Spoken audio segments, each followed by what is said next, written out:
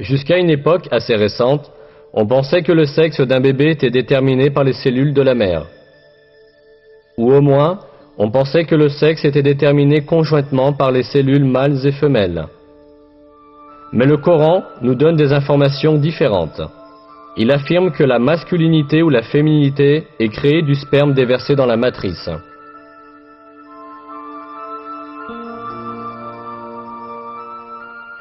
Et qu'il a créé le couple, le mâle et la femelle, à partir d'une goutte de semence éjaculée.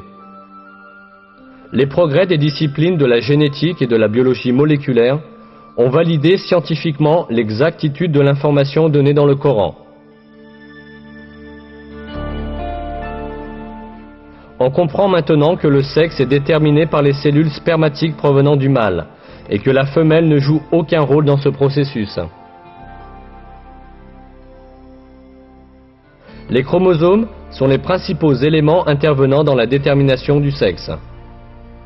2 des 46 chromosomes qui déterminent la structure d'un être humain sont identifiés comme les chromosomes sexuels. Ces 2 chromosomes sont appelés XY chez les mâles et XX chez les femelles, parce que la forme des chromosomes ressemble à ces lettres.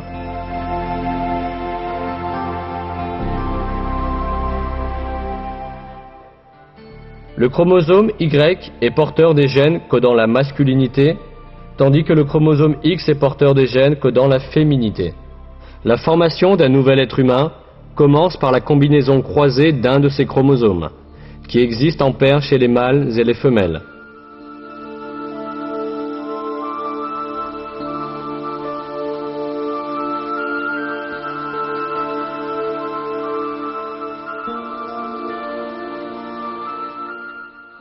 Si un chromosome X d'une femelle s'unit avec un sperme contenant un chromosome X, alors le bébé sera de sexe féminin.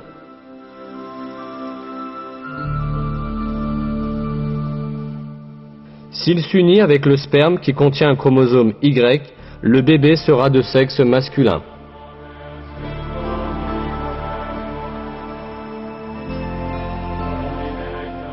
Autrement dit, le sexe d'un bébé est déterminé par celui des chromosomes du mâle qui s'unit avec l'ovule de la femelle.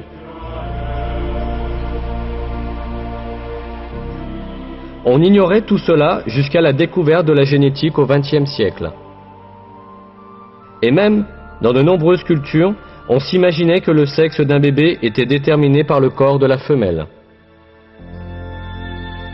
C'est pourquoi les femmes étaient blâmées quand elles donnaient naissance à des filles. 13 siècles avant la découverte des gènes humains, le Coran a cependant révélé une information qui dément cette superstition et a mentionné le fait que l'origine du sexe ne provient pas des femmes mais du sperme des hommes. Si nous continuons à examiner les faits annoncés dans le Coran à propos de la formation des êtres humains, nous rencontrerons encore d'autres miracles scientifiques très importants. Lorsque le sperme du mâle s'unit à l'ovule de la femelle, l'essence du bébé à naître est formée. Cette cellule unique, que la biologie appelle zygote, commencera instantanément à se reproduire en se divisant, pour devenir ensuite un morceau de chair. Toutefois, le zygote ne passe pas sa période de développement dans le vide. Il s'accroche à l'utérus comme une plante s'enracine dans la terre. Grâce à ce lien, le zygote obtient du corps de la mère les substances essentielles à son développement. C'est là qu'apparaît un miracle très important du Coran. Parlant du zygote qui se développe dans l'utérus de la mère, Dieu emploie dans le Coran le mot « alaq », adhérence.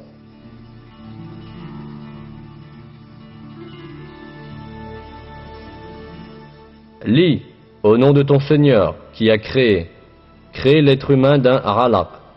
Lis, car ton Seigneur est le très généreux.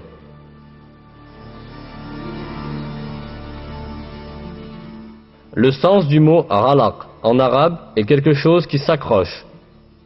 Ce mot est utilisé littéralement pour décrire les sangsues qui s'accrochent au corps pour sucer le sang.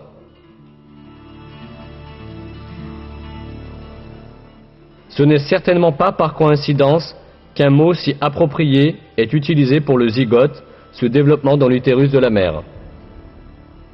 Cela prouve, une fois de plus, que le Coran est une révélation de Dieu, le Seigneur de tous les mondes.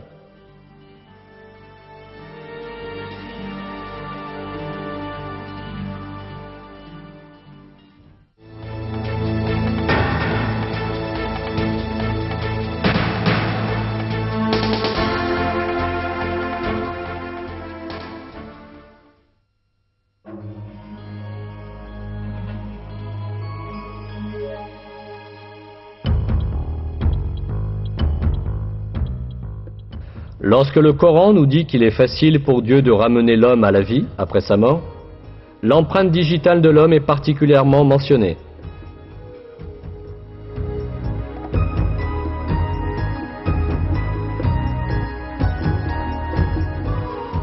Mais si, nous sommes capables de remettre en ordre l'extrémité de ses doigts.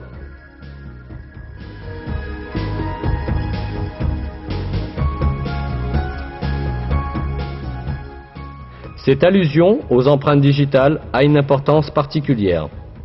En effet, chaque individu a des empreintes digitales qui lui sont propres.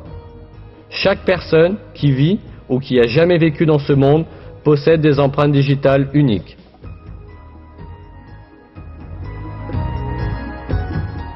C'est pourquoi les empreintes digitales sont reconnues comme un important moyen d'identification des personnes et sont utilisées dans ce but dans le monde entier.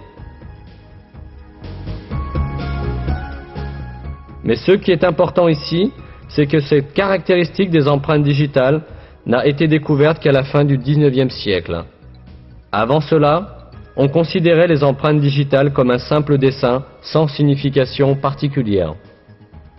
Cependant, dans le Coran, Dieu souligne l'importance de l'extrémité des doigts, qui n'attirait l'attention de personne à l'époque. Cette importance n'a été comprise qu'à notre époque.